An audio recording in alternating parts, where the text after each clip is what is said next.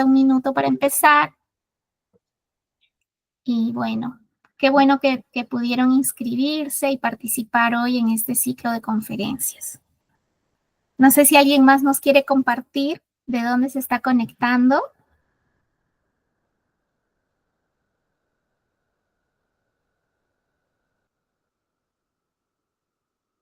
Bien, ya nos falta un poquito para dar inicio.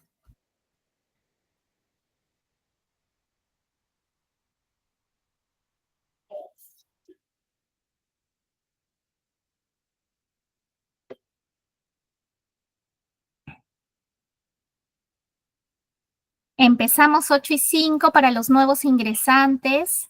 8:05, ya es la hora. Muy bien. Muy buenas noches con todos.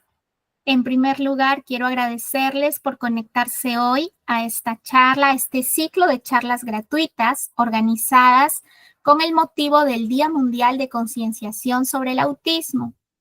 La temática que escogimos este año, y como primera vez que estamos organizando este ciclo de charlas, es autismo y escuela.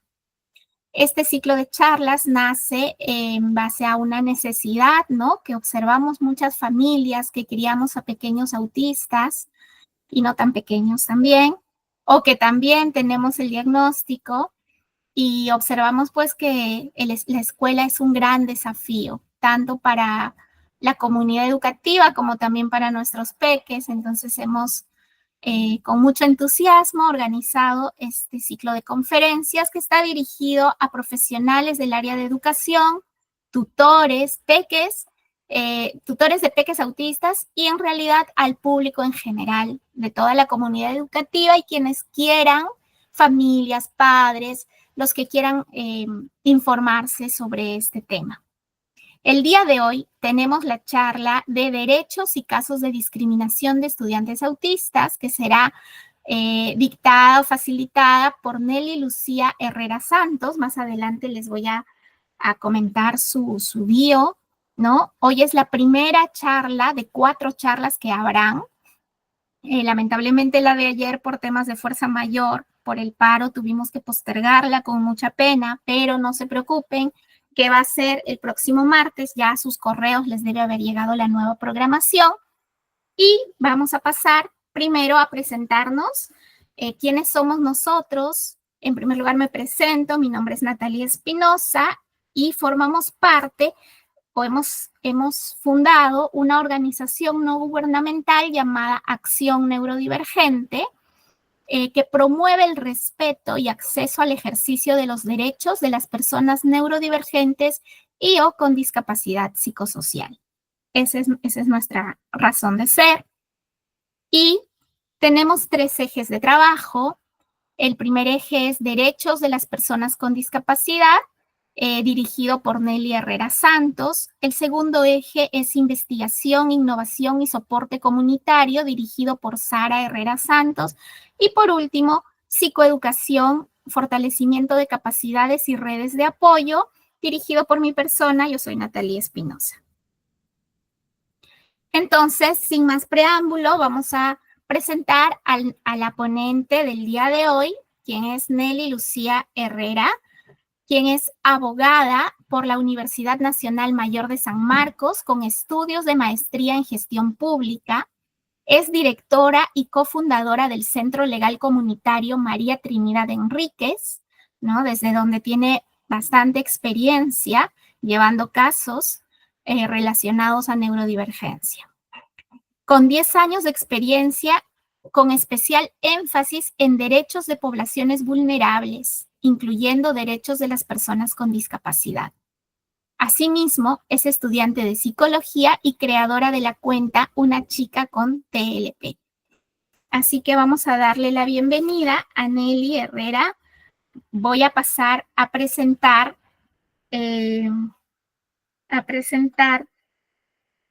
las diapositivas del día de hoy.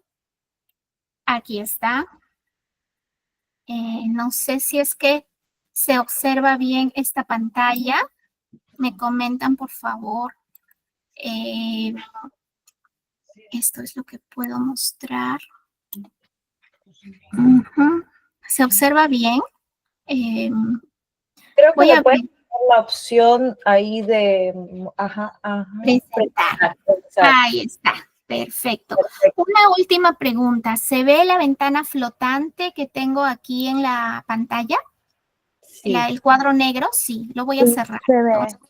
voy a silenciar mi micrófono. Les pido a todos, por favor, hacer lo mismo. Y voy a apagar mi cámara. Damos el pase a Nelly Herrera, que hoy día nos va a dar una excelente charla. Gracias, Nat, por la presentación.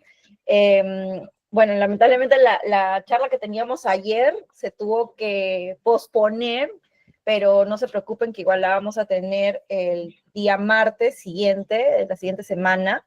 Y bueno, yo he querido sintetizar, porque es un tema bien grande en realidad, algunos casos que se han presentado en Indecopi con relación a discriminación con estudiantes autistas. Y este es un tema relevante porque muchas veces recibimos consultas en diferentes espacios, no tan solo en el Centro Legal Comunitario, que como bien mencionaba Nat, es una organización de abogadas feministas con enfoque de género. Recibimos bastantes casos de consultas de población vulnerable, pero también recibimos en espacios de la comunidad neurodivergente consultas con relación a si determinados hechos constituyen discriminación. Y muchas veces esto también nos afecta. Imagino que a muchas personas que aquí se han unido son padres, madres de familia, tienen algún conocido, estudiante autista, y saben el gran peso que esto genera a nivel emocional, ¿no? No tan solo para el niño, niña o adolescente que necesita un espacio, un cupo, un espacio de educación inclusiva que pueda ser neuroafirmativa, sino también para los padres, que se vuelve como una especie de tortura el estar buscando constantemente un lugar que acepte a sus hijos, ¿no? Entonces, a veces no se tiene mucha claridad con relación a estas respuestas que recibimos de los colegios, si es que verdaderamente constituyen parte de su prerrogativa, parte de la libertad de empresa, ¿no? Finalmente, uno puede pensar, claro, el colegio es privado y no me tendría por qué aceptar, está en su plena capacidad de decidir a quién acepta y a quién no. Pero la línea no es tan delgada y son casos muy claros a nivel teórico, pero en la práctica es muy complejo asumir que estamos en un caso de discriminación. Entonces, la siguiente, por favor. Ese es el contexto de por qué hemos escogido este tema, justo cuando Nat estuvo priorizando las temáticas y invitando a otras personas especialistas en diferentes temas que vamos a tener en las charlas que vienen. También consideramos pertinente poder hacer un repaso breve sobre ciertos derechos, cierto marco normativo y explicar con casos algunos ejemplos, ¿no? Entonces, lo primero que tal vez podría mencionar para que todos estemos en la misma línea es una pequeña referencia a tres términos muy importantes que vamos a usar ahora. La siguiente, por favor. Neurodiversidad, neurodivergencias y autismo. Tal vez en el tema o en el ámbito educativo formal no se tiene mucha familiaridad con los términos de neurodiversidad, neurodivergencias e incluso autismo como condición, sino que se usa mucho el término de lo especial, alumnos con TEA, estudiantes con trastorno, y ese tipo de terminología que, si bien son formales y son relativamente correctas, no se recomiendan y ya son desfasadas para utilizarlas en un contexto educativo. Entonces es muy importante poder conocer realmente qué queremos decir con neurodiversidad, a qué nos referimos con las neurodivergencias y qué es el autismo, ¿no? Entonces, de forma breve, sin hacer algo muy extenso de esto, que es un tema muy, muy amplio, desde el paradigma de la neurodiversidad se asume que la neurodiversidad es este reconocimiento de que existen diferentes formas de un funcionamiento neurológico que ha sido previamente concebido coordinado, establecido culturalmente inclusive, respecto de lo que se considera que es lo correcto, lo normal, lo funcional, lo que debería ser. Entonces, parte de la premisa también de que existe una diversidad en este procesamiento neurocognitivo, una diversidad cerebral, y que es parte de la condición humana. Entonces, también va de cara al modelo social de la discapacidad, que tiene que ver con la idea de que la discapacidad ya no se encuentra en la persona, sino que es la sociedad la que con su configuración, expectativas y falta de ajustes genera esta situación, condición en las personas. Entonces, vamos a admitir a las personas que están en espera. Entonces, aquí es importante tener en cuenta que la neurodiversidad es esa premisa en donde no tan solo existe una normalidad, digamos, ¿no? No hay un solo método correcto de cómo el cerebro funciona, digamos, ¿no? Esa es la premisa de la neurodiversidad. Ahora, la neurodivergencia se viene a ser aquella condición, ¿no?, que presentan las personas con determinados diagnósticos de salud mental. Por ejemplo, autismo es uno de estos diagnósticos como, bueno, que es materia de hoy, inclusive, que es más conocido, que tiene un tipo de estigma un poco diferente al resto en el sentido de que está más asociado con los niños, niñas y adolescentes. Hay un gran margen de infantilización, una descomprensión de lo que implica la capacidad de la persona autista y una serie de estereotipos que están relacionados con el concepto. Pero también hay otras condiciones, otras neurodivergencias que tal vez pasan un poco desapercibidas a esta edad, ¿no? Por ejemplo, el TDAH, dislexia, dislalia, otros trastornos del ánimo, que inclusive trastornos de la personalidad que en edad infante, edad adolescente, ¿no? En esas épocas, en esa etapa del desarrollo, no se categorizan como diagnósticos per se, porque son justamente diagnósticos que se pueden diagnosticar a partir de otra edad, ¿no? A partir de la juventud. Entonces, la neurodivergencia hace mención, hace referencia a esa condición específica que se sale del patrón de lo normal, de lo que está preconcebido como un funcionamiento correcto, ¿no?, de lo neurocognitivo. Entonces, el siguiente, por favor. El autismo viene a ser una de esas neurodivergencias, un neurotipo, que es decir, una forma de vivir, una condición, ¿no? Una forma de concebir la vida, de procesar las cosas. Y por eso es que hablaba mucho del tema de la terminología, porque antiguamente, inclusive cuando nos referíamos a personas con discapacidad, se utilizaba mucho el término personas discapacitadas. Y yo recuerdo siempre que era como una pregunta, ¿no? Pero ¿por qué es tan importante decir con discapacidad y no discapacitada? Porque se le está aludiendo a la carga de esa discapacidad, de esa deficiencia, de esa falencia, que es algo que sigue siendo mencionado en las leyes vigentes, está recayendo en la persona, ¿no? En cambio, al decir persona con discapacidad, estamos haciendo referencia a que la persona se enfrenta o tiene en su exterior esta barrera, que es la discapacidad, que configura la sociedad por sus limitaciones. Entonces, sí son importantes los términos, por eso es que no es que sea incorrecto hablar de trastorno del espectro autista, no es que sea incorrecto hablar de niño, niña, adolescente con autismo, sino que sería agresivo en cierta medida cuando ya no es una forma en cómo la misma comunidad autista se hace referencia a sí misma, ¿no? Entonces, si ya es algo que se ha difundido, que se ha solicitado justamente por un tema de sensibilidad, de poder identificar que este peso no recae sobre la persona, sino que es una identidad, es una condición, entonces hay que tratar poco a poco de adaptarnos a eso, ¿no?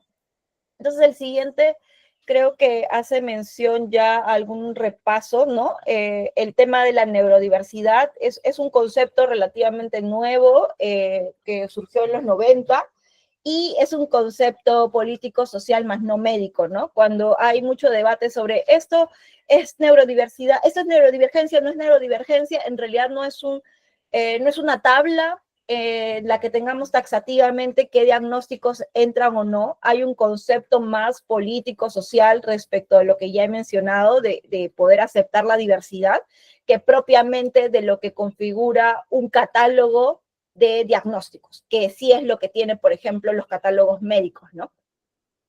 Luego, el siguiente es con relación a la neurodivergencia, que acá hay algunos ejemplos en esta infografía, y que se los voy a pasar de todas maneras por correo, se los vamos a hacer llegar para que puedan revisarlo con mayor detalle.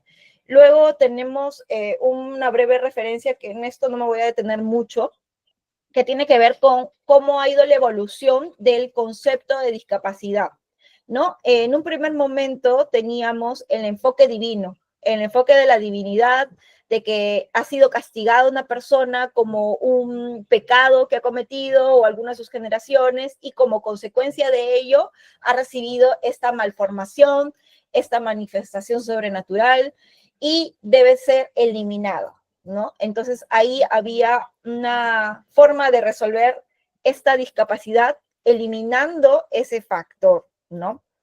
Entonces, luego, posteriormente, con la llegada de las guerras mundiales, se empezó a identificar estas secuelas a nivel psicológico que tenían los soldados, las personas que habían participado en la guerra, y se empezó a realizar estos diagnósticos, ¿no? El catálogo de diagnósticos que actualmente tenemos en ediciones vigentes, pero en sus primeras versiones empezaron a salir, y justamente habla de un enfoque médico. Entonces pasamos del enfoque divino, de lo religioso, muy impregnado de lo religioso, a un enfoque médico que lo señalaba como un defecto a corregir. La discapacidad era un defecto que se puede arreglar, que se puede sanar, que se puede curar.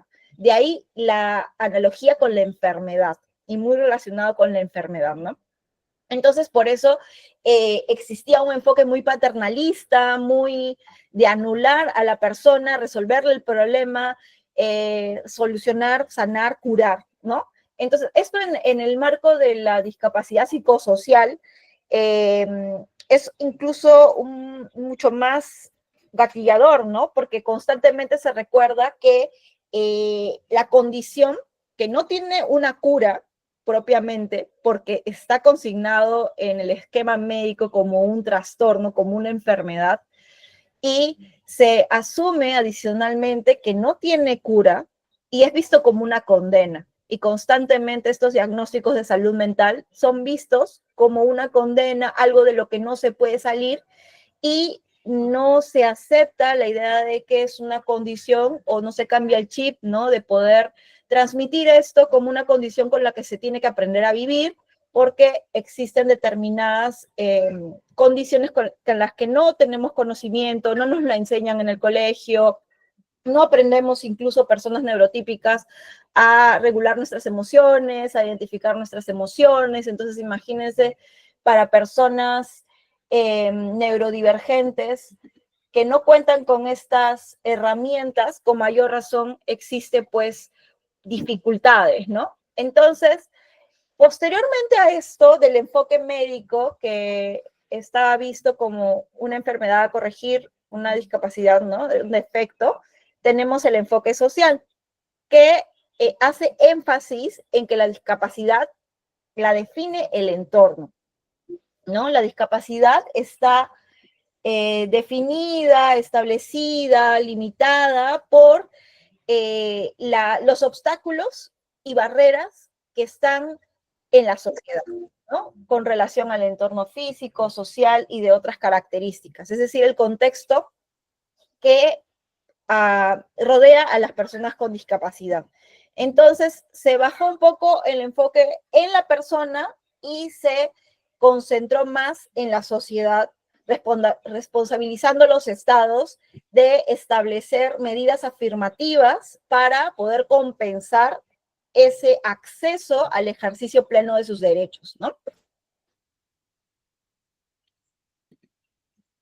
Bueno, y esto tiene que ver con la convención, es una referencia a la Convención sobre los Derechos de las Personas con Discapacidad, que si bien es cierto, utiliza y sigue utilizando el término deficiencia, y esto ha sido corregido también, recogido por nuestra ley interna que tenemos en el derecho interno, ¿no? En materia de discapacidad y su reglamento, ya no tiene el mismo peso que anteriormente lo tenía en el modelo médico, haciendo referencia a la cura, ¿no? Aquí, si bien se utiliza el término deficiencia física, mental, intelectual o sensorial, se sigue utilizando con la finalidad de identificar de que existe esta barrera. Tal vez la redacción no es muy feliz, no es la mejor, pero tiene como finalidad identificar que todavía existe esta dificultad para poder hacer ejercicio pleno de los derechos, que no existe una igualdad de condiciones con relación al resto de personas, ¿no?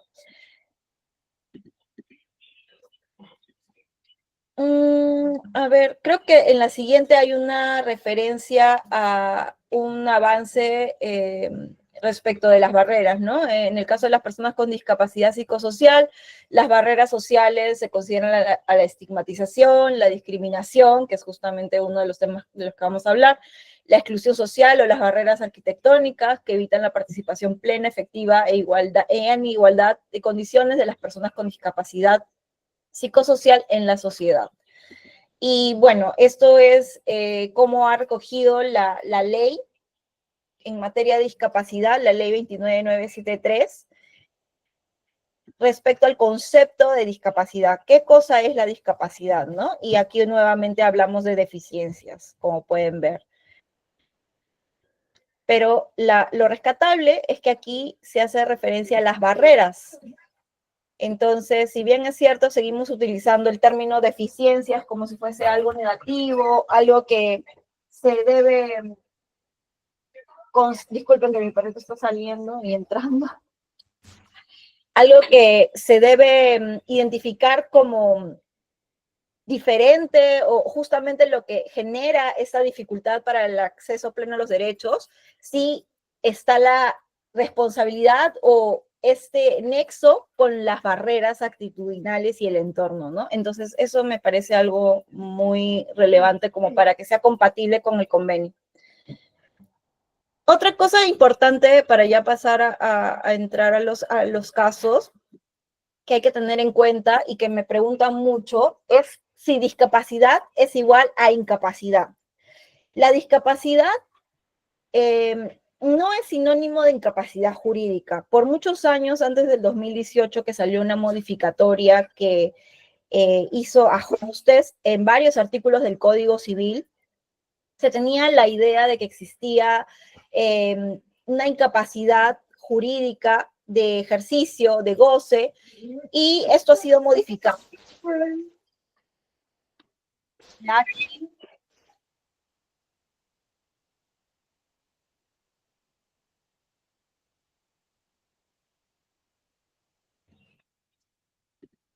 Bueno, ya. Y esto ha sido modificado porque actualmente tenemos el artículo que ya hace referencia a la plena capacidad de todas las personas, lo cual ni siquiera tendría que haber sido colocado de manera explícita porque se ha incluido una oración que señala, esto incluye a todas las personas con discapacidad en igualdad de condiciones con las demás, ¿ya? Lo cual no tendría ni siquiera que haberse incluido porque es algo que corresponde a toda persona mayor de 18 años. Ustedes saben, o tal vez no saben, que hay ciertas limitaciones con relación a la capacidad de ejercicio pleno en menores de edad, pero con relación a los que son mayores de 18 años, tienen capacidad plena. Y no habría necesidad de hacer referencia a las personas con discapacidad, porque la discapacidad no tiene que ver con la capacidad jurídica. Sin embargo, como existe mucho estigma, en su momento se consideró necesario hacer esta precisión expresa.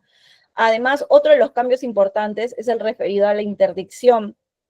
Todavía existe mucha preocupación con relación a las personas con discapacidad psicosocial, si es que es posible que familiares suyos puedan solicitar la interdicción por incapacidad, ¿no? Incapacidad. que anteriormente era algo que se solía hacer, y de hecho se habían generado muchas situaciones de violencia, ¿no? Al interno, justamente tomando decisiones por las personas con discapacidad.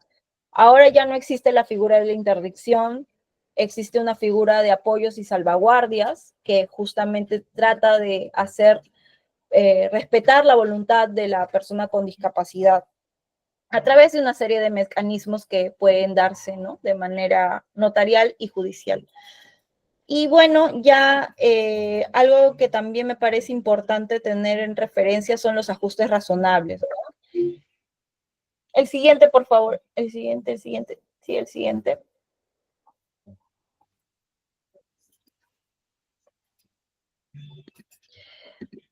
De repente tienen alguna idea de qué son los ajustes razonables, lo pueden escribir por el chat del grupo de acá de este Meet. Sería bueno poder saber si es que tienen alguna referencia, o si quieren intervenir, también podrían comentarnos qué es lo que ustedes consideran que son, ¿qué es PCD? Estaba en la diapositiva. Persona con discapacidad. Lu, discúlpame, me dicen que hay algunas personas en sala de espera. Ya admití a todas las que estaban en espera. Gracias. Quería preguntarte si está bien la diapositiva en marco normativo. Sí, ahí nada más para ver si es que alguien se anima a participar. De pasada que descanso un poquito la garganta. No sé si alguien se anima a comentar qué se le viene a la mente cuando escuchan el término ajustes razonables, o tal vez no tienen, nunca lo han escuchado, si nos podrían decir por mensajes de acá del grupo del chat, de la llamada, perdón. Si nos pueden decir de repente, o tal vez nunca lo han escuchado, no saben ni siquiera qué cosa es, para tratar de explicarles lo más sencillo posible. ¿Alguien se anima a comentar?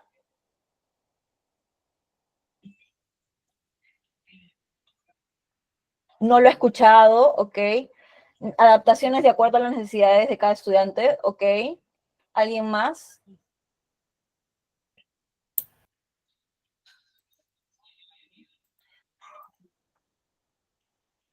Nunca lo escuché, no lo he escuchado.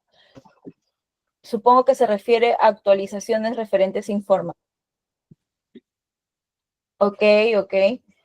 Ya. Sí, de repente el término propiamente no lo han escuchado mucho porque es bien jurídico, ¿no? Ajustes razonables, es bien jurídico, pero cada vez se está utilizando más, es el término correcto en realidad. Acciones afirmativas es otra terminología que se utiliza en estos casos, pero bueno, digamos, ¿qué son en términos sencillos, no? Un poco más relacionados con ejemplos, tal vez pueda ser más fácil de explicar.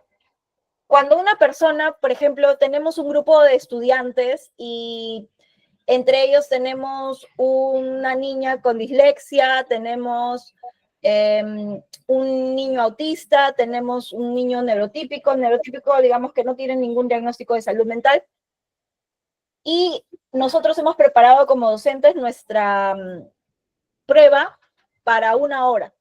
Estoy exagerando porque me disculparán, yo no soy docente de educación básica y no recuerdo cuánto tiempo duraban los exámenes, pero supongamos que le damos 1 hora. La persona que tiene el diagnóstico, el niño o niña que tiene el diagnóstico de dislexia, probablemente va a tomar más tiempo en leer y releer, escribir y verificar si ha escrito correctamente los términos, justamente por la dificultad que tiene con relación a la terminología, ¿no? De ver, percibir, recibir la información de una forma que hace que retrase. Entonces, por eso probablemente va a requerir un ajuste, en su caso en particular, de media hora adicional, supongamos. El niño autista, la niña autista, adolescente, probablemente no va a requerir más tiempo, pero sí que las luces, los sonidos que hay alrededor sean ajustados, porque existe una sensibilidad, ¿no?, sensorial muy alta en la mayoría de los casos de autistas que pueden distraer justamente su concentración durante este examen. Entonces, ese tipo de especificaciones, ajustes, adaptaciones, como también lo han mencionado, hace referencia a los ajustes razonables, ¿no?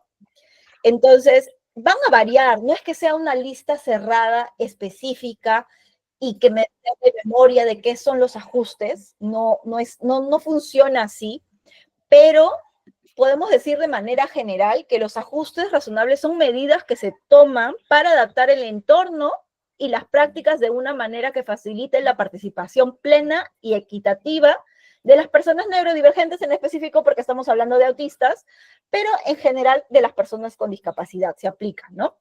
En diversos aspectos de la vida, como la educación, el empleo, la participación en la comunidad, ¿no? La idea es que podamos tener acceso pleno al ejercicio de nuestros derechos. Y estos ajustes buscan eliminar esas barreras de las que hablábamos, ¿no? La discapacidad consiste en que en las barreras sociales, ¿no? Estas barreras que se establecen en la sociedad justamente por una serie de limitaciones, ya, ok. Estos ajustes buscan eliminar esas barreras y poder de alguna manera compensar ese esfuerzo que realizan las personas con esas diferencias a nivel neurológico, ¿no? Y de esta manera, pues, buscar que exista una mayor equidad. Ahora, denegar, ¿por qué es importante hablar de ajustes razonables y que ustedes que están involucrados o como padres, tutores o docentes, directores de colegio, por qué es importante que lo sepan? Porque denegar estos ajustes razonables cuando son solicitados constituye actos de discriminación. Y muchas veces nosotros como neurodivergentes pensamos que pedir ajustes razonables es pedir que por favorcito, ¿no? Háganme el favor de cumplir este ajuste como si fuese algo antojadizo que se me ocurre a mí solicitar, porque no tenemos internalizado aún de que efectivamente es nuestro derecho, ¿no? Entonces, es muy común ni siquiera solicitarlo. Pero si ya hay una solicitud expresa por parte de una persona neurodivergente, de sus padres, en el caso de colegios, en la mayoría de los casos son menores de edad, y nosotros como responsables de adoptar estos ajustes, sea la institución educativa, sea un centro que está brindando un servicio, ¿no? Y lo deniega, constituye acto de discriminación. Y ojo que la discriminación no tan solo nos genera efectos a nivel administrativo como multas, ¿no?, sanciones, medidas correctivas, sino también nos genera en un ámbito penal sanciones. Incluso está tipificado como delito. Entonces muchas veces son cosas que se olvidan y hay que tenerlo presente. No con miedo, no con no lo digo como una especie de que tal vez solo se enfoquen en el factor disuasivo de la sanción, de la multa, no, sino para que vean el nivel de gravedad que estas acciones que parecen no ser muy graves, vale la redundancia, parecen cotidianas, ¿no? El que no acepten a mi hijo porque ya se les acabó los cupos de educación inclusiva y que esa sea su excusa, parece no ser nada discriminatorio, pero sí lo es, y ahora vamos a poner algunos ejemplos, ¿no? El siguiente, por favor, para ver algunos ejemplitos de ajustes. Aquí está bien, una más. El siguiente. Una más. ¿Aquí? Sí, el siguiente, por favor. Acá ya está. Ya, aquí ejemplos sobre ajustes razonables en escuelas, ¿no? Por ejemplo, lo que yo decía, ¿no?, hace un momento, que tal vez mi ejemplo no es tan preciso, ustedes sabrán más de eso que yo, pero va relacionado con la idea de flexibilizar los tiempos durante la evaluación, ¿no?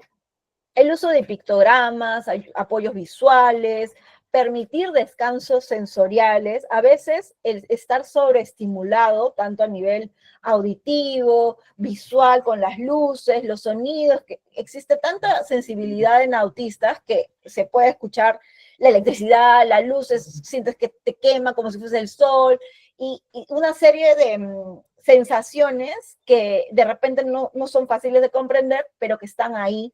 Entonces, a veces esto puede llevarnos a una crisis sensorial y lógicamente no vamos a poder atender pues lo que está dictando el profesor, ¿no? Y nos va a generar un problema. Entonces, es necesario poder mapear eso, permitir descansos sensoriales, asignar un tutor o una maestra, maestro sombra, que es como le llaman, ¿no? Maestra sombra, ¿por qué? Porque está siempre al lado del estudiante para poder apoyar en cualquier situación, ¿no?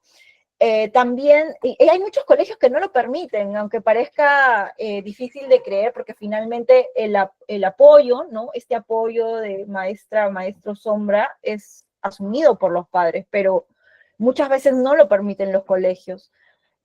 Por una serie de falta de adaptación que tienen en la currícula, en las clases, y en vez de enfrentarse al cambio, deciden lo más fácil de negar, ¿no? Luego también está la adaptación del entorno físico, ¿no? Menos estímulos auditivos, visuales, una comunicación anticipada de cambios de rutina. Para niñas y personas autistas en general, la rutina es algo muy importante. Cumplir con una rutina ayuda, ¿no? Existe un elemento constante en la mayoría de autistas, no puedo hablar de todos porque es un espectro bien amplio, pero una característica muy importante es la rigidez. Y justamente con relación a la rigidez, la comunicación anticipada de algún cambio en la rutina ayuda mucho a evitar estas crisis que se pueden tener producto del cambio, ¿no? Hay que tener mucho en cuenta y ser conscientes de que la rigidez es un gran reto. Me imagino que cuando estamos en escenarios de educación, la rigidez puede ser muy, muy frustrante para los docentes, ¿no? Pero justamente por eso es importante poder tener este conocimiento sobre las condiciones para tener un poco más de empatía y adaptarnos a esa realidad, ¿no? De estos estudiantes. Otros ejemplos, tutores, asistentes educativos, que de hecho la mayoría de colegios tienen, ¿no? Tutores, lo que pasa es que, por ejemplo, en colegios públicos, tutores están asignados a aulas completas, ¿no? Y no están personalizados, entonces por eso viene el apoyo de la maestra sombra. Ofrecer opciones para entornos de aprendizajes más silenciosos o con menos estímulos visuales para aquellos sensibles a la sobreestimulación, ¿no? Permitir el uso de audífonos, por ejemplo, canceladores de ruido, en algunos casos, por ejemplo, lentes, que uno puede decir, ah, sí, ¿por qué usas lentes de sol en la noche? Pero la sensación de la luz tan fuerte puede afectar y distraer. Entonces, en algunos casos se usan, ¿no? Permitir tiempos de descanso, bueno, esto ya lo había mencionado. La siguiente diapositiva tiene que ver con un cambio que se ha hecho. Bueno, eso es una nueva ley que ha sido publicada en este mes, inclusive, recientemente. Y es algo muy positivo para poder tener claridad con relación a la exigencia de las vacantes, ¿no? Anteriormente había mucha duda si es que cuántos eran las vacantes mínimas, si era por colegio, o sea, cuál era el límite, ¿no? Realmente para que el colegio tenga la prerrogativa de negar el acceso a un estudiante autista o en general persona con discapacidad psicosocial o discapacidad inclusive, ¿no? Porque se habla de vacantes de educación inclusiva para estudiantes con discapacidad. Entonces, ha salido esta ley, ¿no? Que es la 32289, hace poco, que establece en un artículo específicamente 2 vacantes por aula, lo cual es sumamente retador porque implica que cada colegio, colegios que, por ejemplo, pueden tener muchas secciones, muchas aulas, sobre todo en los colegios públicos, y que cada uno de ellos cuenten con los profesionales capacitados para poder hacer frente a estas necesidades, ¿no? Entonces, esto es algo que quería comentarles porque de hecho siempre es una pregunta, era una pregunta que se prestaba a interpretaciones por la norma técnica, por la ley de educación, y ahora con esta ley pues queda demasiado claro, ¿no? Es por aula. También se ha creado un registro que todavía no se ha implementado, pero seguramente va a tener que salir en los próximos meses. Lamentablemente a veces demora mucho, pero ya se ha creado un registro público virtual de estas vacantes. Hay una fiscalización a cargo de Indecopi, del Ministerio de Educación, que siempre ha habido. Y también está el rol activo por parte de CONADIS, que tiene a su cargo la supervisión y fiscalización en materia de cumplimiento de la ley de discapacidad, ¿no? El siguiente, por favor. Aquí les voy a presentar algunos ejemplos, son un par o tres, me parece, sobre casos que a nivel administrativo han sido sancionados, ¿no? El primero tiene que ver con denegación de vacantes. Cuando inicié les comentaba, ¿no? A veces tenemos esta pretensión de poder llevar a nuestro hijo a un colegio de educación básica regular. Nos comentan, podrías volver a colocar las leyes. Sí, les voy a pasar, ya, ok. A ver, dice que vuelvas a esta, para que le tomen captura. ¿Esta? Esta creo, ¿no? A ver, sí, para que le tomen captura. Igual nosotros les vamos a mandar la PPT, que tiene más detalle de la normativa, y de repente también les podemos alcanzar la ley, porque como les digo, es nueva, de estos días nada más, se ha publicado. Y sí, es en general para colegios públicos y privados, ¿no? Es para todos. Ok, no te preocupes, Katy. Igual se los voy a enviar para que lo puedan leer con detenimiento. Me parece que sería bueno hacer un post sobre esto. Luego lo vamos a sacar. Y bueno, regresando a la parte de los casos, un primer caso tiene que ver con la denegación de vacantes, ¿no? En este colegio que está ubicado en Comas, se había solicitado una vacante inclusiva para un niño autista. Miren acá cómo le ponen, ¿no? Diagnóstico con trastorno del espectro autista. Como les digo, esto no es incorrecto, ¿no? Lo he extraído tal cual de la resolución de Indecopi, como para que vean. Esto no es incorrecto y de hecho en las instituciones educativas probablemente sigan utilizando, ¿no? Pero cuando nos referimos al contacto con los padres, con los mismos estudiantes, este es el lenguaje que debemos usar, ¿no? El cambiarlo por condición, el hablar de autistas, no persona con trastorno del espectro autista. Entonces, es importante tal vez reconocer estas limitaciones que a nivel formal a veces se siguen utilizando la terminología, pero al interno poder ser conscientes de que es mejor ser empáticos con quienes tienen esta condición y que deciden ser llamados así, ¿no? Bueno, y había pedido, pues, ¿no?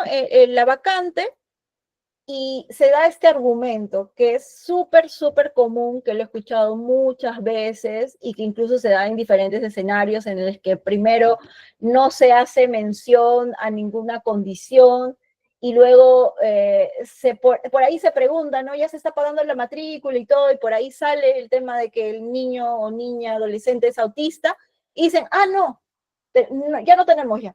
Entonces, en algunos casos es como que, no, nos hemos confundido, ya no tenemos vacante. Ni siquiera te dicen, no tenemos herramientas para atender a tu hijo, no contamos con profesionales especializados, no tenemos lo que tu hijo necesita, lo que tu hija necesita. En algunos casos hacen los locos y simplemente dicen, no, me equivoqué, ya no hay vacante, vamos a proceder con la devolución de la matrícula, ¿no? Porque saben perfectamente que es un caso de discriminación y quieren evitar problemas. Eso quiere decir que quieren evitar denuncias, tanto a nivel administrativo como penal. Entonces, en este caso, por ejemplo, alegaban no contar con herramientas para atenderlo, ¿no? Hubo una evaluación psicológica que no fue idónea porque inclusive las evaluaciones previas antes de entrar propiamente a las clases, ¿no? Y de que sea un alumno del colegio o alumna del colegio, se tiene que realizar también con ajustes razonables, ¿no? Seguir protocolos adecuados para estudiantes con discapacidad psicosocial, tener en cuenta la edad del niño, su perfil, hacer ciertas preguntas indagatorias a los padres, que usualmente en colegios privados, por ejemplo, ustedes deben saber como padres y madres más que yo, que realizan este tipo de exploración en entrevistas previas, ¿no? Y definitivamente a veces se caen estos hechos de discriminación y los mismos padres no quieren enfrentarse a mayores problemas porque, claro, es algo muy cargado para uno, ¿no? Tener que aceptar de que está siendo discriminado su hijo, su hija, de que se está enfrentando a un sistema injusto, de que esto no debería ser así. O sea, también hay una carga emocional de por medio y se entiende claramente que no quieran denunciar en su momento, pero creo que tener conocimiento nos ayuda a poder defendernos también en ese mismo instante, ¿no? Frente a estas situaciones, porque si bien es cierto, a veces no nos da la energía para denunciar estos actos y por eso es que es muy recomendable hacerlo a través de abogadas, abogados que conozcan de la materia, porque también nos liberamos un poco de tener que enfrentarnos nosotros mismos de manera directa ante el sistema, pero también nos ayuda a sentar una posición al momento de estas entrevistas, al momento de averiguar de repente para nuestros hijos, hijas, una vacante. No es lo mismo ir sin información que ir con información de la norma, de lo que dice la norma, cuáles son sus derechos y sentar posición sobre lo que es, ¿no? Entonces, por eso me parece muy importante que lo tengamos en cuenta. En este caso, por ejemplo, se exigió firmar una acta de matrícula condicional.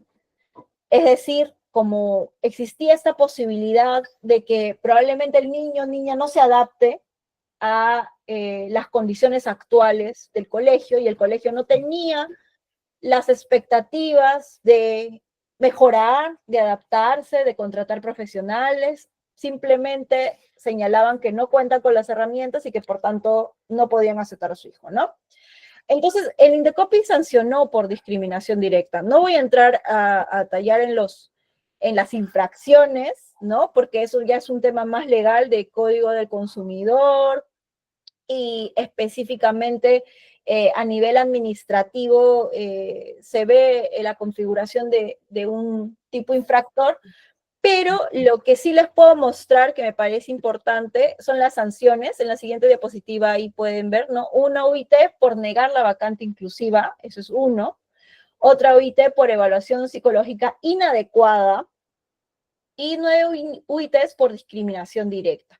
¿Cuánto está un UIT hoy en día? Creo que 5.000 soles, si no me equivoco, ¿no? Entonces saquen su cuenta ahí cuántos miles de soles en multa se le ha ido a este colegio por rechazar a un niño autista, ¿no? Como medidas correctivas, existió esta capacitación en inclusión educativa, un cartel visible de no discriminación por discapacidad, el colmo que tenga que ponerse esto, ¿no? De hecho, hay una ley que exige que los establecimientos públicos deben colocar un cartel, ¿no? En este local está prohibida la discriminación. Algo inédito, en verdad, no tendría por qué colocarse algo así, pero es también una medida correctiva que se realizó, y la inscripción en el registro de infracciones y sanciones, ¿no? Ahí en los comentarios seguramente en los mensajitos pueden ir dejando sus comentarios, experiencias. Ahora que termine con de comentarles este segundo caso, los voy a leer.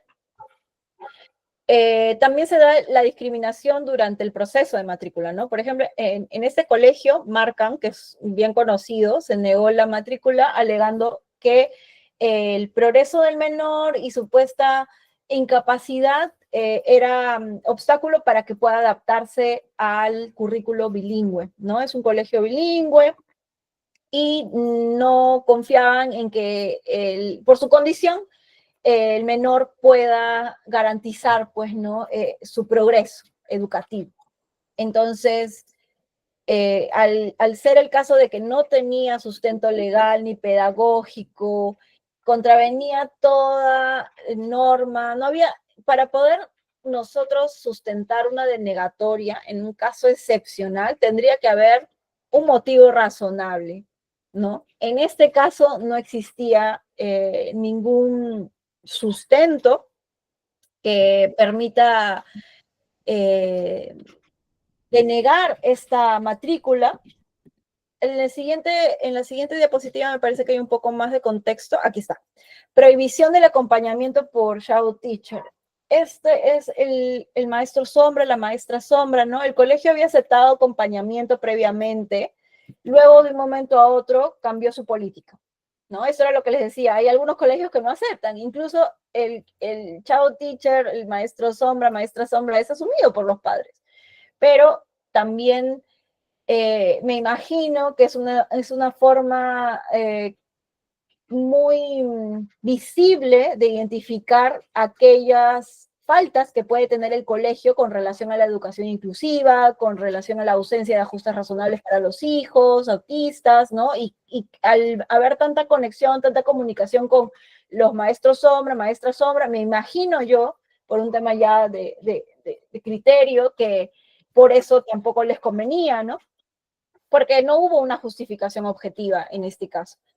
En primaria, ¿no? Señalaron de que no se permitía ese acompañamiento, no había sustento normativo, también hubo una negativa para que el niño pueda repetir. En la siguiente diapositiva, ahí está, ¿no? Se solicitó que el menor pueda repetir el grado por una recomendación hecha por el neurólogo, los terapeutas del menor.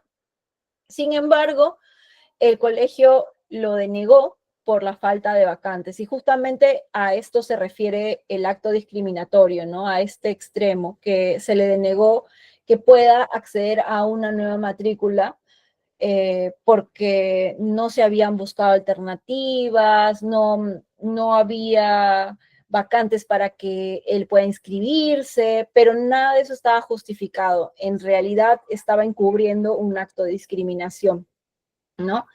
Entonces, esto a la larga pues vulneró su derecho a recibir un servicio educativo adaptado, ¿no? Con ajustes razonables. Como les decía, el recibir ajustes razonables es un derecho de la persona con discapacidad. No es un favor el que se pide, es un derecho. Sin embargo, se siente como tal muchas veces, ¿no? Se siente como si nos tendrían que aceptar, si es que quieren, estos ajustes, y muchas veces por esa creencia ni siquiera lo pedimos hasta que ya es demasiado necesario, ¿no? Entonces, en este caso se multó con casi 9 UITs por denegar la matrícula injustificadamente, otros casi 9 UITs por impedir el acompañamiento de la maestra sombra, 4 UITs por negar repetición del grado, y amonestaciones por irregularidades en el libro de reclamaciones, que seguramente ni libro de reclamaciones tenían o no atendieron.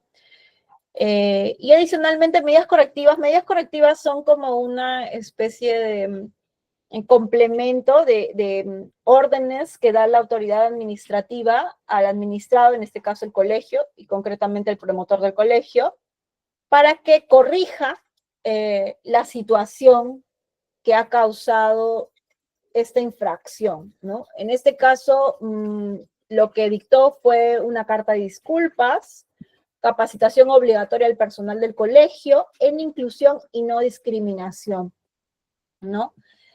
Y bueno, posteriormente, adicionalmente a estos casos administrativos, hay casos a nivel penal. No he encontrado uno específico con autistas en colegios, pero sí encontré un caso análogo con relación a una docente y a un colegio en Arequipa con un niño con síndrome de Down al que le denegaron la vacante porque utilizaron el mismo argumento que se ha utilizado en estos casos, ¿no? De que no se cuentan con las herramientas adecuadas para atender al estudiante, que no se cuenta con, no estamos preparados para tu hijo, ¿no? La clásica. no contamos con los profesionales necesarios para atender a una persona con dicha condición. Y esto es muy común. Usualmente no se llega a denunciar, como les digo, porque existe desconocimiento, existe mucha dificultad de acceso al servicio legal, ¿no? Además, porque también es muy costoso los servicios legales, el servicio que brindan muchos abogados, abogadas tiende a ser muy oneroso y lamentablemente vivimos tan rápido, tan poco tiempo tenemos de ir a las instituciones como años atrás seguramente podíamos acercarnos a la Defensoría del Pueblo, a consultar, preguntar y que nos brinden orientación gratuita. Hoy en día se hace un poco más difícil con tanto trabajo, cuidados y demás actividades que realizamos todos. Entonces, es más fácil delegarlo en un abogado o abogada, pero a la larga también es un costo que no todos pueden asumir. Entonces, es importante la información, ¿no? Frente a ese escenario. Cuando existan estas situaciones que ya hemos identificado como un poco más comunes, de la denegatoria de matrícula, de vacante, que ya sabemos, gracias a esta nueva ley, que son 2 por aula, que tenga el colegio habilitado para cada grado, podemos realizar denuncias ante diferentes instancias, ¿no? A nivel administrativo tenemos Indecopi, cuando se trata de colegios privados. ¿Por qué Indecopi tiene que ver acá, no? Es algo que quisiera que puedan llevarse hoy día de conocimiento también adicional. ¿Por qué Indecopi tiene que ver o por qué tendríamos que denunciar ante Indecopi si es un tema de discriminación de derechos humanos? Indecopi ve una parte de sus funciones tiene que ver con la protección al consumidor. Y como consumidores, cuando nosotros inscribimos a nuestros hijos en un colegio, estamos consumiendo el servicio que está brindando a nivel educativo, ¿no? Entonces, ahí hay un servicio que se está pagando como consumidor. En este caso, el usuario es el hijo, hija, adolescente, ¿no? Y niño, niña, adolescente. Y en ese marco de una relación de consumo es que el Indecopi entra y dice, ok, ¿cómo se han dado estos términos? ¿Cuál es la calidad de este servicio? Se han quebrantado algunas normas que establece el Código de Consumo, hay discriminación o no de por medio, eso también es algo que no se debe permitir en el servicio, ¿no? Que se está ofreciendo. Entonces, por esa causa lo multa, ¿no? Porque hay un incumplimiento de las normas de consumidor, de protección al consumidor. Claro, sí, ahí veo rápidamente me salen a veces los comentarios. Eso también aplica en las universidades, definitivamente, y es mucho más complicado porque, claro, en el colegio uno dice la gran desventaja es que al final ellos, los niños, niñas y adolescentes no pueden defenderse tal vez de manera plena porque son menores de edad y tienen que hacerlo a través de sus tutores, padres. En el caso de mayores de edad que ya van a la universidad, tal vez pueden ser un poco más conscientes de cuáles son sus limitaciones y identificar algunos ajustes, pero también está el reconocimiento, la falta de conocimiento, la vergüenza, el estigma que existe, ¿no? El autoetiquetarse y decir, no, pero ¿por qué voy a tener que solicitar alguna adaptación? Voy a estar en desventaja, soy débil, y una serie de estigma, etiquetas que vienen y que están asociados ya en otra etapa del desarrollo de la persona, ¿no? Entonces, volviendo a esto, aquí yo les dejo unos canales de denuncia.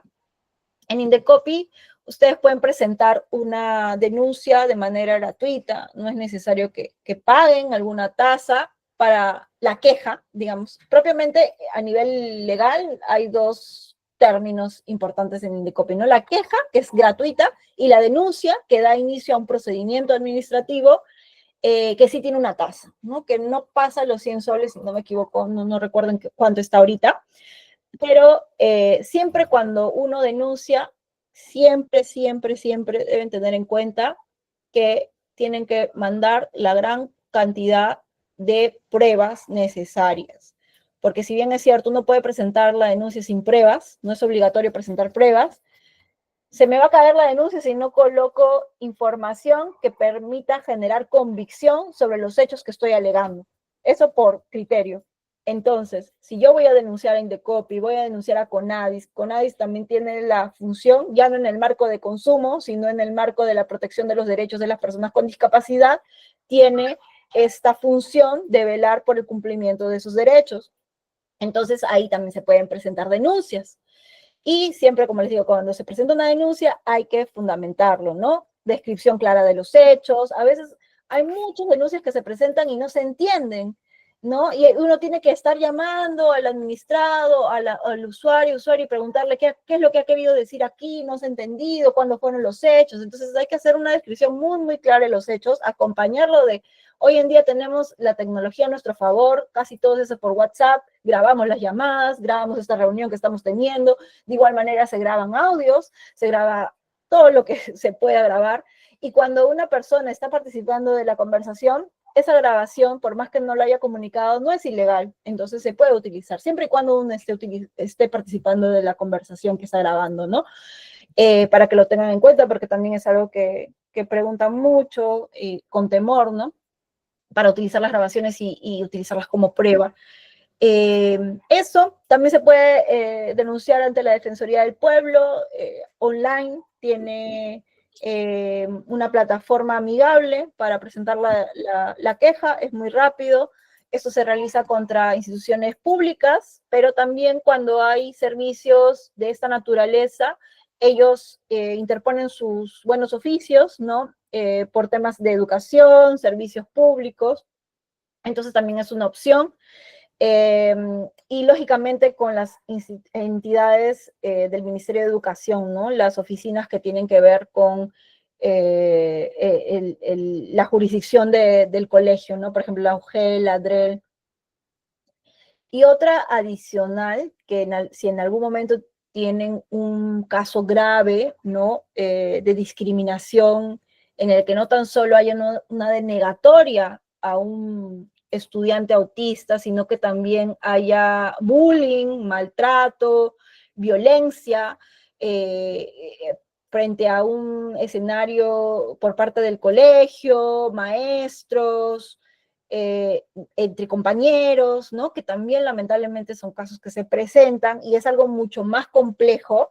Tal vez lo recomendable ya no es solo acudir a las instancias administrativas, sino también a la instancia penal.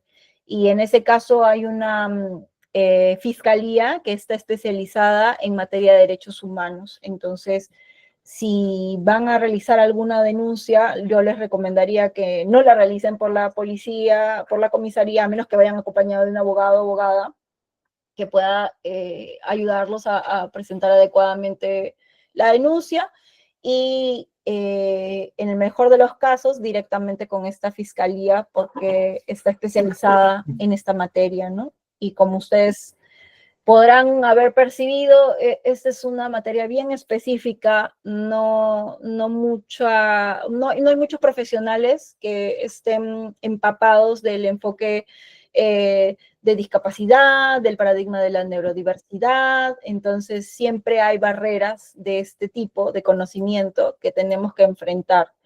Y bueno, por eso es justamente una de las razones por las que estamos teniendo esta charla, para poder reducir esa barrera de información, ¿no? De asimetría de la información que tenemos. Y eso es todo de mi parte. Voy a leer los comentarios. De repente por ahí puedo complementar algunas cosas. Para, si tienen algunas preguntas también, podemos aprovechar unos cuantos minutos para absolverlas. Miren, dice, ¿cómo saber si no se realizó una evaluación psicológica idónea? Mira, en ese caso lo pudieron detectar debido a que el niño tenía acompañamiento psicológico y también llevaba terapias, ¿no? A veces niños autistas, en general algunas neurodivergencias requieren ciertas adaptaciones y ciertas terapias, ¿no? Terapia de lenguaje, terapia ocupacional, y hay un acompañamiento por parte, no tan solo psicoterapéutico, sino también a nivel ocupacional, y justamente con ese apoyo es muy fácil poder identificar, ¿no? Conversando con la psicóloga, con el profesional especializado, compartiendo estas experiencias, compartiendo el informe, compartiendo qué metodología han utilizado, es más sencillo llegar a esa conclusión, ¿no? De que no está haciendo una evaluación idónea. Porque no tan solo es una evaluación psicológica en sí, ¿no? Tiene que ser algo mucho más integral cuando estamos hablando de estudiantes autistas. Entonces, tener el apoyo de los profesionales nos ayuda a poder identificarlo, porque nosotros finalmente no somos psicólogos, no somos psicólogas, no somos especialistas en eso. Inclusive, siendo psicólogos, hay que llevar especializaciones en esta materia para poder tener la capacidad de identificarlo y también la expertise en esto, ¿no? A ver, dice Angie Quiroz, en el colegio en el que estudié comenzaron a negar matrículas a los estudiantes cuyo entorno familiar era disfuncional porque ellos no estaban preparados para recibir estudiantes así y se tiene que mantener la reputación de la excelencia académica del colegio. Sucede en Ecuador. Bueno, sí, eso es discriminatorio completamente, no necesariamente en este caso por algo de discapacidad, pero es discriminatorio. eh, es algo denunciable. Lamento que pase algo así. Familias disfuncionales, tenemos todos, muchos provenimos de familias disfuncionales y seguramente van a seguir existiendo familias disfuncionales durante muchos años, entonces no es razón que justifique ello, ¿no? En mi opinión, el Estado debe crear colegios para esta condición con personal especializado, porque es fácil hablar cada uno cuando no trabaja con niños en el aula y teniendo a unos niños en alguna condición, y para evitar esto, los que deben reclamar es el Estado, no el colegio, los docentes, es mi opinión. Aquí hay algo muy interesante, ¿ya? Porque hay algo que no les he comentado porque en verdad es muy poco tiempo es un tema bien amplio. Y hay un debate que nos puede llevar a una reflexión partiendo de este comentario.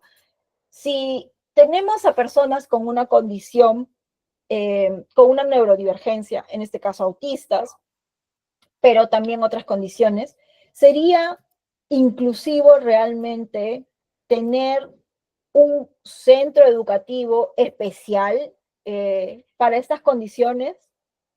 Sería realmente inclusivo aislarlos con la idea de que, claro, o sea, pensando positivamente, ¿no? Claro, vamos a darles la mejor educación inclusiva, adaptada a sus necesidades, con ajustes razonables, con los profesionales mejor preparados. ¿Es realmente inclusivo segregarlos, aislarlos, bajo la premisa de que, ok, quiero ayudar a estas personas y quiero darles estas adaptaciones? ¿Es realmente ayudarlos, incluirlos en la sociedad? Inclusive actualmente existen colegios de educación básica especial, si no me equivoco, porque estamos hablando acá de educación básica regular, ¿no? Y hay colegios que tienen esta modalidad diferente, ¿no? Con ciertos ajustes mucho más detallados, pero que parten de esta premisa, ¿no? De que los estoy aislando para que a mí como Estado me sea más fácil, o como empresa que ha recibido este encargo del Estado, me sea más fácil cumplir con esos ajustes razonables. Pero realmente no estoy promoviendo la inclusión.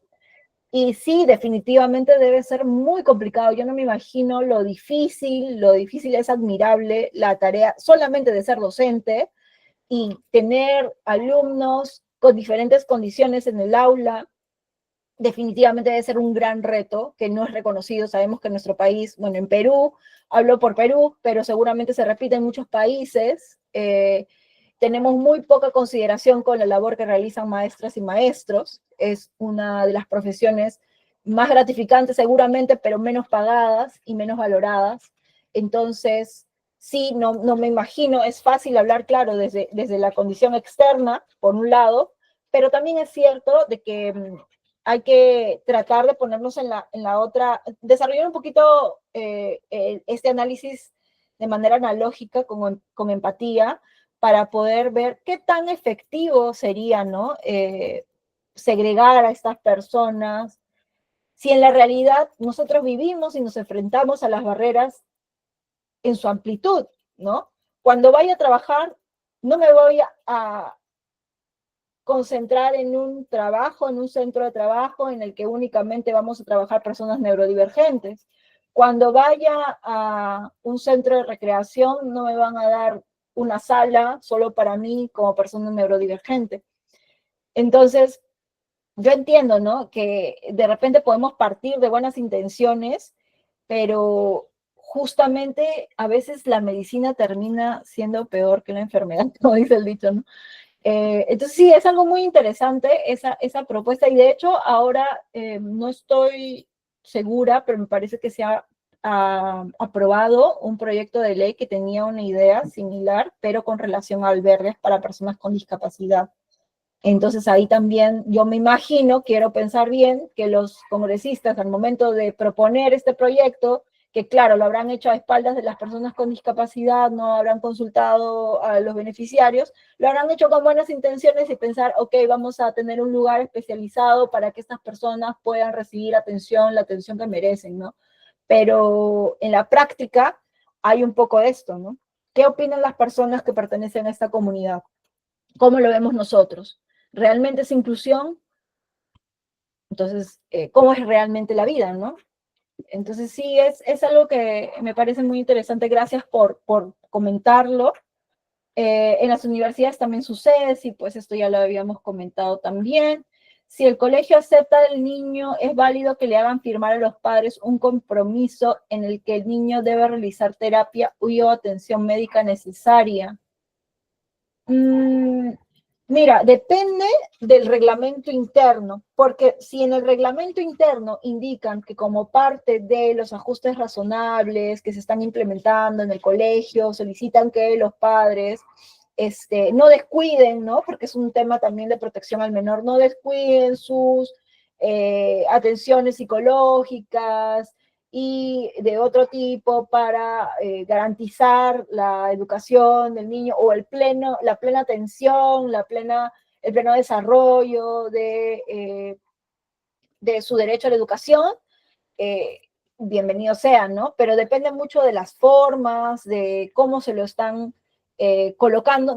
No es lo mismo condicionar que luego de que se realiza la matrícula, decir, ok, mira, en este colegio nosotros tenemos una política en la que cautelamos que nuestros estudiantes estén con acompañamiento psicológico. Por ejemplo, yo les comento, ¿no? En el Centro Legal Comunitario, nosotros los casos que llevamos que son de violencia contra la mujer, solicitamos que nuestras clientas tengan acompañamiento psicojurídico y nosotros lo brindamos. Ya, si no lo tuviéramos, probablemente haríamos firmar un documento en el que, digamos, se comprometen a llevar acompañamiento psicojurídico. ¿Por qué? Porque consideramos que este es un tema tan importante que va a detonar en su estabilidad emocional y por eso lo consideramos necesario y es parte del servicio que nosotros brindamos. Entonces, no es que estamos condicionando el acceso, pero estamos dando ciertos lineamientos a nuestra forma de brindar el servicio. Entonces, por eso tendría que verse en el caso en particular si existe un condicionamiento para el acceso a la vacante o si está plenamente justificado que como un mecanismo, ¿no?, de la política para proteger el desempeño, el desarrollo del estudiante en el aula, no, tal. O sea, depende mucho de esos detalles. Esto solo para colegios particulares, para todos los colegios, particulares, nacionales, en convenio, híbridos, todos. ¿Cómo saber si se están haciendo ajustes razonables? Ya, lo de los ajustes razonables va a depender caso por caso. Entonces, si ustedes tienen hijos, hijas, adolescentes autistas y tienen esa comunicación directa, saben que, por eso tiene que haber mucha comunicación, porque en realidad miren, yo no soy madre, entonces hablo también un poco desde lo que me cuentan, me comentan mis amigas que pasan por estas experiencias y entiendo que la comunicación con ellos es muy, muy importante porque se enteran por la docente, por la tutora, por algo que ha pasado, por el grupo de padres, ¿no? Siempre hay como lugares en los cuales llega la información. Entonces, siempre saltan estos temas en conversación con el niño, niña, y ahí es donde es importante identificar las necesidades, en qué casos estoy. Yo no puedo señalar de que no me están cumpliendo un ajuste razonable si es que yo no lo solicito como representante de mi hijo, ¿no? Y para eso es necesario conocer también las limitaciones del niño, niña y adolescente. Si yo no las conozco, si él es, o sea, definitivamente uno como adulto inclusive sigue conociendo sus limitaciones, entonces hay bastante tarea de comunicación, de apoyo con los profesionales, para poder identificar esas limitaciones, necesidades y proponer al colegio que realice estos ajustes específicos, ¿no? Ahora, de que el colegio debe estar preparado, debe tener un especialista, materia, tal vez ya no seamos tan exigentes, no tiene conocimiento del enfoque neuroafirmativo, tal vez no se mueve con el paradigma de la neurodiversidad, pero sí hay un especialista en educación inclusiva, sí conoce de estas necesidades de adaptación en los planes de trabajo educativo que tiene que realizar para que el niño o niña se adapte, ¿no? Entonces tiene que haber alguien, tiene que haber un apoyo. No se pueden excusar en que no contamos, no tenemos conocimiento, ¿no? Por eso es que estos ejemplos de las medidas correctivas, ¿no? Poder capacitar a los administrativos, directivos de colegio, no docentes, porque es algo que se puede dar conforme pasa el tiempo, de ir adaptando a nivel de conocimiento y de acciones que también pueden realizar. Es cierto que los colegios tienen solo 2 vacantes, o sea, no es que tienen solo 2 o que máximo tienen 2, mínimo deben tener 2, ¿no? Luz, hola, deben tener mínimo 2. Y eso es algo que también siempre se discute, ¿no? Pero ahora con esta nueva ley que ha salido, ya queda mucho más claro los canales a través de los cuales se va a poder exigir el cumplimiento de esta norma y ya no van a poder utilizar tal vez interpretaciones a su favor, ¿no? Porque está muy claro, ahora sí está muy claro, que es mínimo 2 vacantes por cada aula. Antes era como algo que se prestaba mucha interpretación y siempre habían discusiones, ¿no? Entonces ahora ya se puede denunciar más fácilmente.